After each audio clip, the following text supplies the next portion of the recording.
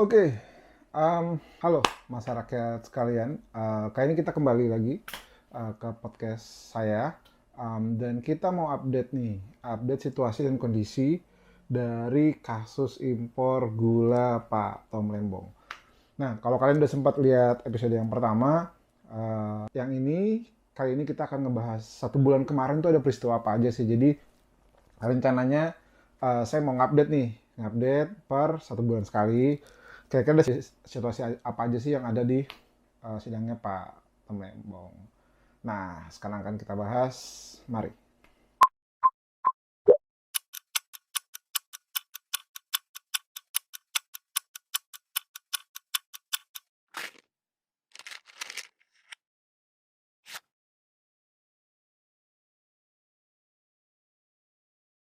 Kita akan bahas tentang 1 bulan kemarin itu ada peristiwa apa aja. Ini penting supaya teman-teman tetap keep update sama apa yang terjadi sama Pak Tom Lembong gitu. Jadi kalau misalnya teman-teman, aduh, jadi sebenarnya ada apa aja sih, ada situasi apa aja sih selama 1 bulan terakhir gitu. Apakah situasinya seperti apa dan lainnya. Teman-teman bisa juga update.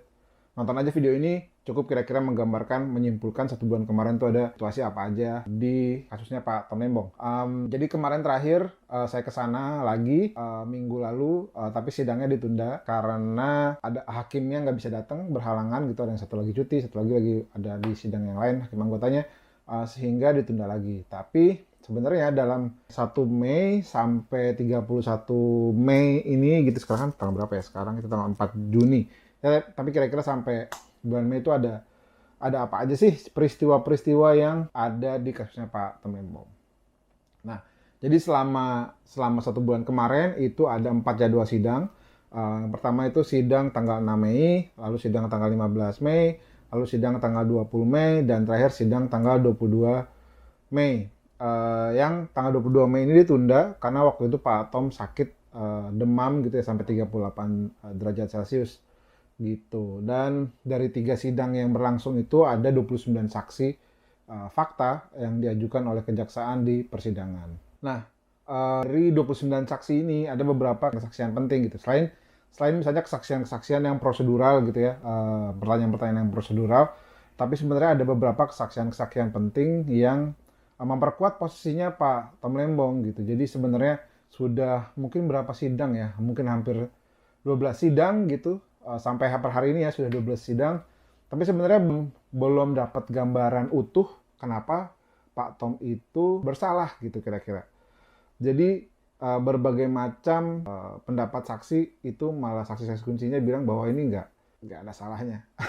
Ya tentu kan memang sekarang prosesnya lagi persidangan gitu ya, membuktikan siapa yang salah siapa yang benar gitu. Ini belum masuk ke proses hukum yang inkrah gitu. Jadi siapa yang salah dan siapa yang benar. Siapa tahu setelah sidang berlangsung sampai akhir tidak diketahui kesalahannya ada di mana, ya Pak Tom bebas gitu. Nah, sebelum kita bahas tentang sidangnya gitu. Jadi ada beberapa peristiwa yang juga perlu digarisbawahi di periode bulan Mei tersebut gitu, di mana tanggal 9 Mei 2025 itu Kejaksaan Agung itu memeriksa istri dari Pak Tom Lembong terkait kasus obstruction of justice yang disangkakan pada kasus impor gula dan PT Timah gitu. Kita nggak tahu keterkaitannya seperti apa, cuma maksudnya gitulah. Dan tanggal 23 Mei, Kejaksaan Agung mengajukan penyitaan laptop dan iPad dari Pak Tom Lembong karena dugaannya terkait perkembangan kasus. Tapi nanti kita akan bahas di akhir kaitan sama dua peristiwa ini gitu ya. Tapi ini perlu di-highlight di depan supaya teman-teman ngikutin. Nah, jadi kita akan bahas. Jadi dari 3 sidang ini kira-kira tuh ada siapa aja sih, ada apa aja sih. Nah, tanggal 6 Mei itu di antara saksi-saksi yang hadir itu ada para petinggi induk koperasi angkatan darat atau Inkopar atau Inkopat gitu, dan juga ada induk koperasi kepolisian atau Inkopol. Dan ada koperasi. Jadi kan salah satu dugaannya adalah koperasi ini yang mendistribusikan gula-gula dari PT PPI dan swasta-swasta yang ada yang memproduksi gula kristal putih dari yang mengolah gula kristal merah jadi gula kristal putih. Nah, lalu berikutnya pada tanggal 15 Mei itu ada kesaksian dari Pak Rahmat Gobel, yang merupakan mantan Menteri Perdagangan tahun 2014-2015 di Menteri Perdagangan pertama lah di eranya Pak Jokowi dulu gitu. Kira-kira mungkin pernyataan beliau mungkin 10 bulan lah jadi menterinya Pak Jokowi gitu. Dan di tanggal 20 Mei juga ada menghadirkan mantan ketua Inkopat gitu dan juga direktur utama PT Angelus Product. PT Angelus Product ini swasta yang terlibat diduga yang adalah dalam skema distribusi gula gitu. Nah, itu saksi kunci ya, yang saya pelajari selama 1 bulan itu adalah saksi kunci yang posisinya meringankan gitu, kira-kira meringankan Pak Tom Lembong. Kalau teman-teman mau lihat sendiri ya bisa jadi nonton aja gitu. Kayaknya di YouTube ada banyak videonya. Tapi kira-kira selain jawaban prosedural, ini yang menurut saya jadi hal yang sangat penting untuk kita bahas tentang kasusnya Pak Tom Lembong. Oke, nah sekarang kita masuk ke bagian kedua. Kita akan bahas apa-apa aja kesaksian-kesaksian dari orang-orang tersebut.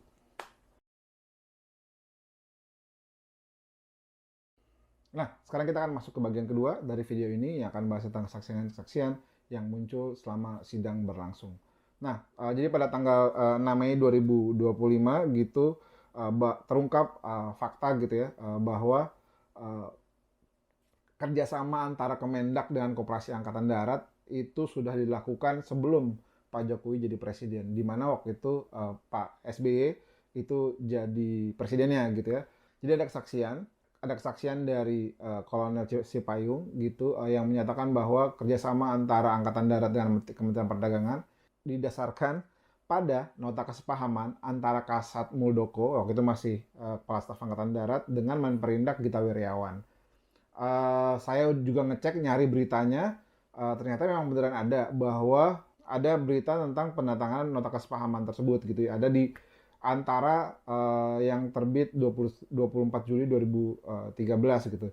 Dan di artikel tersebut juga menyatakan bahwa Pak Gita menyatakan nota kesepahaman tersebut mendukung upaya-upaya stabilisasi harga dan meningkatkan pengamanan distribusi barang dan perlindungan konsumen di wilayah perbatasan Indonesia gitu. Jadi koperasi-koperasi ini karena punya jaringannya sampai daerah wilayah perbatasan gitu ya, itu bekerja sama dengan Kemendag untuk mendistribusikan gula-gulanya, gula-gula yang harus nyampe ke sana gitu. Belum lagi kan ada pengamanan dan segala macam gitu. Jadi ini bukan hal yang baru dilakukan di eranya Pak Tom Lembong gitu kira-kira. Itu sudah panjang perjalanannya dari semasa Pak Gita Wirjawan dan Pak Muldoko. Jadi Pak Gita Wirjawan sebagai Mendak, Pak Muldoko sebagai Kasat gitu. Lalu pada tanggal 15 Mei sidang 15 Mei 2025 di mana waktu itu Pak Rahmat Gobel sebagai mantan Mendak itu hadir memberikan kesaksian. Itu Pak Rahmat Gobel juga menyatakan bahwa tidak ada peraturan eksplisit yang melarang impor gula kristal mentah gitu selama memenuhi kebutuhan real di masyarakat. Sehingga memperkuat nih posisi Pak Tom yang katanya dalam tanda kutip dianggap melanggar Permendak nomor 117 tahun 2015. Pak Rahmat Gobel juga menyatakan bahwa hubungan Kemenperin dan Kemendak itu hubungan koordinasi gitu ya. Jadi setiap mau melakukan impor gitu mereka rapat koordinasi gitu dan segala macam untuk menyesuaikan kira-kira kebutuhannya apa gitu. Pada sidang tanggal 15 Mei 2025 ini memang Pak Rahmat Gobel juga menyatakan bahwa pada fasenya beliau tidak melakukan impor gula gitu karena masih ada stok dalam negeri yang cukup. Pada beliau juga kan mengalami satu momentum lebaran gitu kira-kira. Tapi beliau sendiri tidak menyatakan bahwa nggak boleh gitu karena aturannya nggak ada. Jadi selama memang dibutuhkan maka impor itu bisa dilaksanakan. Dan ini berkaitan sama kesaksian-kesaksian selanjutnya gitu. Jadi kesaksian selanjutnya juga bilang bahwa pada masa Pak Tom itu menjadi menteri, kalau teman-teman juga nonton di episode sebelumnya itu dinyatakan bahwa pada fase itu memang stoknya ada tapi nggak cukup gitu. Stoknya ada buat masyarakat tapi stok buat industri itu juga dibutuhkan gitu. Makanya perlu ada impor gula kristal putih, perlu ada impor gula kristal mentah yang nantinya diolah jadi gula kristal putih untuk salah satunya disalurkan ke industri gitu. Jadi ini sejalan lah dengan situasi yang dihadapi oleh Pak Tom Lembong gitu. Nah, lalu berikutnya pada tanggal 20 Mei 2025, sidang 20 Mei 2025, ada kesaksian penting dari Majen TNI Felix Huta Barat yang mantan Ketua Inkopar, yang nyatain bahwa pada suatu ada situasi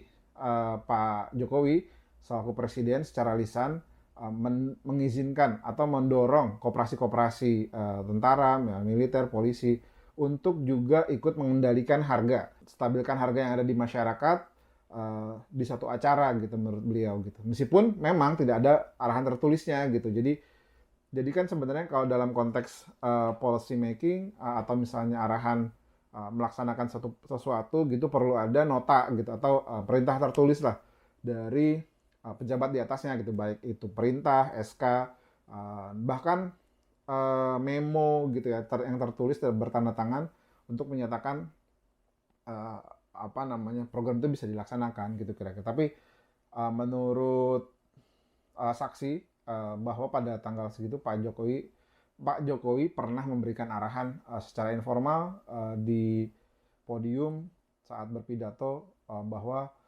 plat merah ini perlu ikut berkecimpung menstabilkan harga, apalagi harga-harga yang ada di perbatasan. Karena kan salah satu tujuannya dari si Koperasi Angkatan Darat, Koperasi Kartika dan lain-lain ini untuk bisa mengendalikan harga di daerah perbatasan. Gitu dimana itu kan sesuai dengan kompetensinya mereka. Nah, itu kira-kira beberapa kesaksian penting yang ada di sidang 6 Mei, 15 Mei, dan 20 Mei.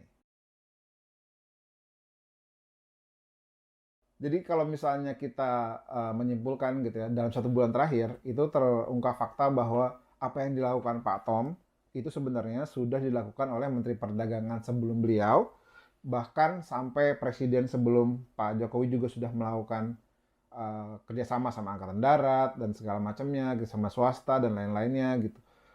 Itu sudah dilakukan sebelum. Jadi bukan Pak Tom yang mau ngawali itu semua gitu. Jadi bahkan menunjuk BUMN, PT PPI untuk mengelola gula dan segala macamnya itu sudah dilakukan sebelumnya gitu. Bukan hanya dilakukan oleh Pak Tom dan juga dilakukan setelahnya. Setelah Pak Tom tidak lagi menjadi Menteri Perdagangan gitu kira-kira. Jadi sebuah praktek yang biasa.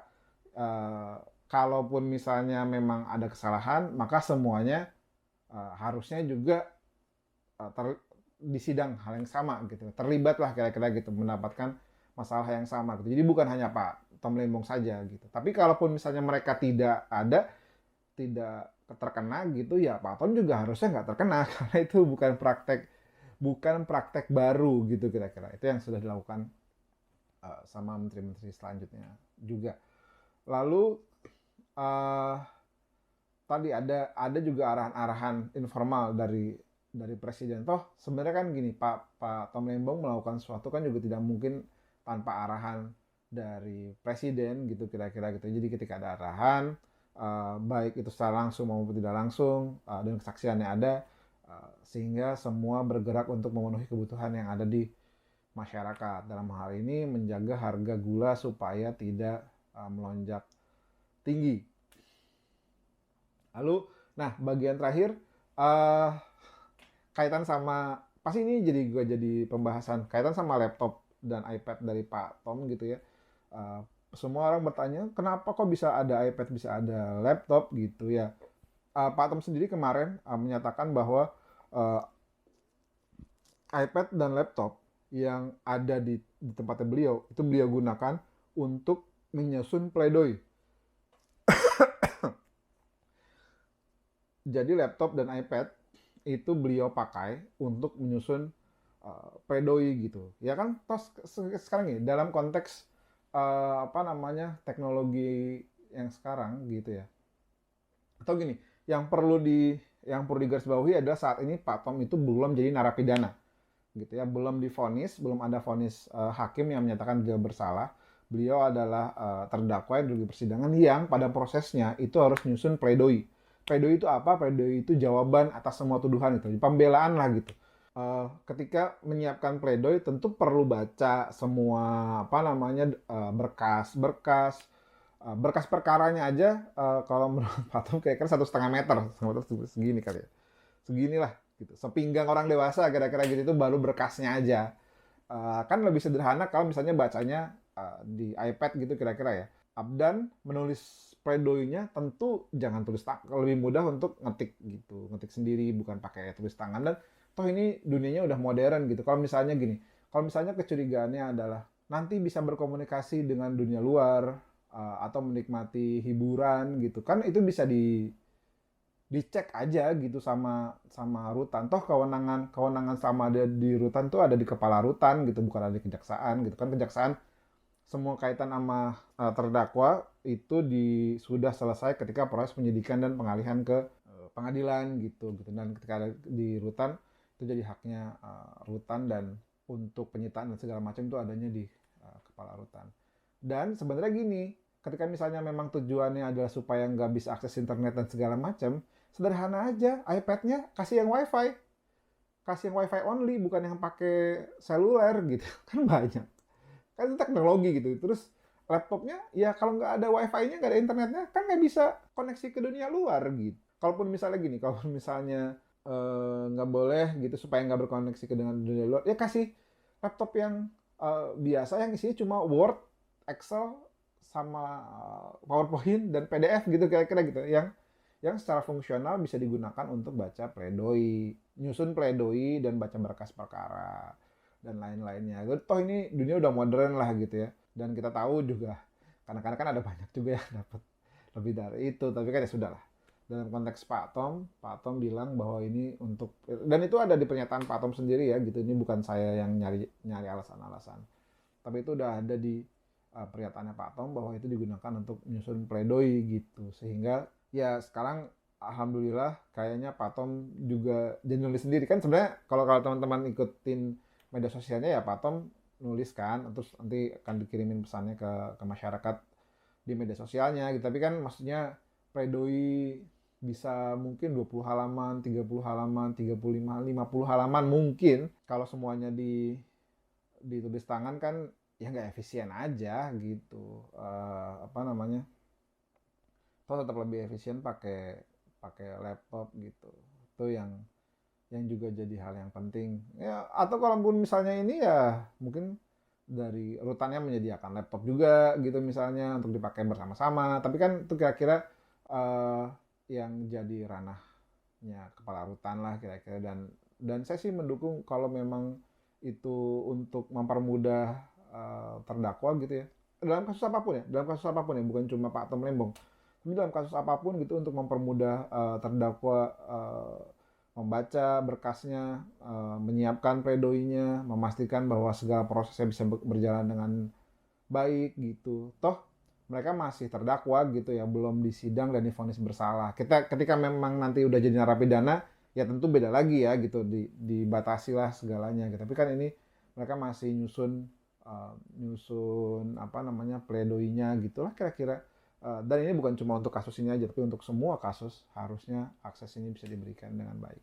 Itu update update terkait apa namanya Pak Tom Lembong, kasusnya selama sebulan terakhir. Kemarin yang juga jadi menarik adalah waktu saya ke sana, obrolan-obrolan masih belum ada nih hasil audit BPKP-nya gitu ya. Belum ada, belum keluar hasil audit BPKP-nya. Kan sebenarnya itu kuncinya. Kuncinya tuh di situ gitu. Bener nggak sih ada kerugian negara gitu. Uh, jadi BPKP. Nah, kita tunggu aja. Semoga audit itu beneran ada dan beneran valid. Karena kan situasinya kemarin Pak Rahmat Gobel juga sering bilang lupa gitu ya. Karena udah 10 tahun yang lalu bos gitu peristiwanya kira-kira ya. 9 tahun 10 tahun yang lalu ya wajar aja gitu kalau misalnya ada yang lupa gitu ya. Kan 10 tahun yang lalu mana ada yang nyangka sih kalau bakal dikriminalisasi gitu atas kebijakan yang baik-baik saja gitu saat presidennya sama gitu kira-kira. Kita tunggu aja hasilnya. Kita berharap semoga Pak Tom dapat keadilan yang seadil-adilnya, dan juga semua orang yang mengalami hal yang sama, semoga semuanya mendapatkan keadilan yang seadil-adilnya, karena secara prinsip kebijakan itu tidak bisa dipidana. Kalau ada kerugian negara yang benar-benar, korupsinya, baru. Tapi kalau itu sebatas kebijakan aja harusnya nggak bisa dipidana. Karena kalau kebijakan bisa dipidana, maka yang masuk penjara atas tuduhan korupsi bukan cuma Pak Tom Lembong. Karena sampai hari ini banyak sekali kebijakan-kebijakan yang merugikan negara secara langsung maupun tidak langsung. Sampai jumpa.